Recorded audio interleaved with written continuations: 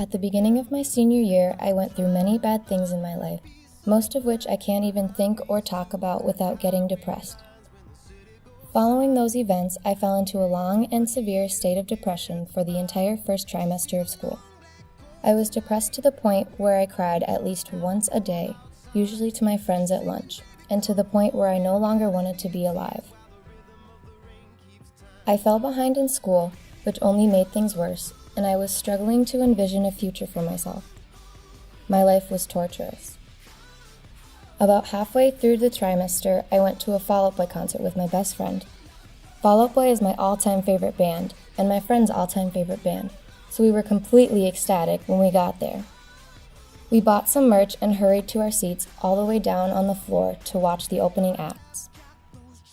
The time finally came for Fall Out Boy to take the stage. My friend and I were screaming and cheering at the top of our lungs, and when they dimmed the lights, we both started to cry. However, these tears were happy tears. We sang our hearts out to every song and ended up losing our voices. Fast forward to the end of the night, and I could not wipe the smile off of my face. I just kept beaming. It was the best concert I have ever been to by far, and that night was the best night of my life. For 2 days after the concert, absolutely nothing brought me down.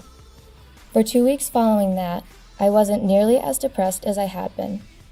After those 2 weeks, I fell back into a deep depression, but this time it was different. This time, I had hope for the future. Once the trimester ended, everything drastically got better. I got on the B honor roll and went back to being my normal, happy self. Having gone through everything that I did, I learned an extremely valuable lesson. I learned just how strong I really am.